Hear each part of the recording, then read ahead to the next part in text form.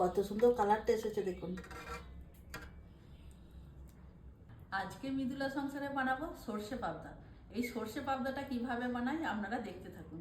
এই পাবদা মাছটাকে নুন হলুদ দিয়ে ভেজে নেব।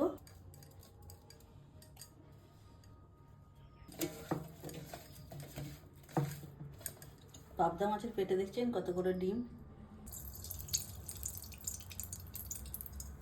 তেল গরম হয়ে গেছে, অল্প করে একটু নুনের ছিটে দেব।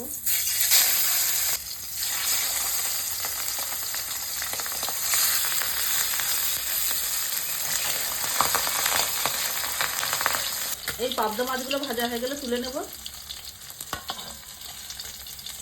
এই তেলেতেই বাকি মাছগুলোকে ভেজে নেব। পাবদা মাছগুলো সব ভাজা হয়ে গেল। সর্ষে পাবদার জন্য এই মশলাগুলোকে বেটে নেব। আদা, কাঁচা লঙ্কা, কালো সর্ষে, সাদা সর্ষে, পোস্ত একসাথে বেটে নেব। মাছ ভাজা তেলেতেই কালো জিরে দেব। কালো জিরে ভাজা হয়ে গেছে, গ্রেট করা পেঁয়াজ, কেটে রাখা টমেটো, নুন। পেঁয়াজ টমেটো নরম হয়ে গেছে, হলুদ গুঁড়ো, লঙ্কা গুঁড়ো, বেটে রাখা মশলা, অল্প জল। মশলাটা আমার পাক হয়ে গেছে, তেল ভেসে গেছে। এর মধ্যে এবার জল দেব। এই গ্রেভিটা ফুটে উঠলে ভেজে রাখা পাবদা মাছগুলো দেব। গ্রেভিটা ফুটে গেছে, ভেজে রাখা মাছ। আজকে আমার সর্ষে পাবদা হয়ে গেল, কত সুন্দর কালারটা হয়েছে দেখো। ওপর থেকে দেবো দুটো কাঁচা লঙ্কা, এরপর দেবো কেটে রাখা ধনেপাতা।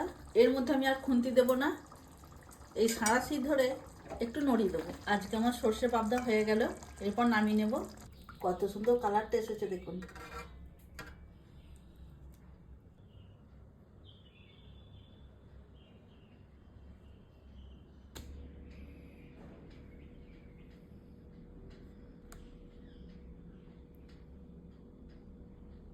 আজকে একটা ডেলিশিয়াস পদ রান্না করা হয়েছে, সর্ষে পাবদা। সর্ষে পাবদা।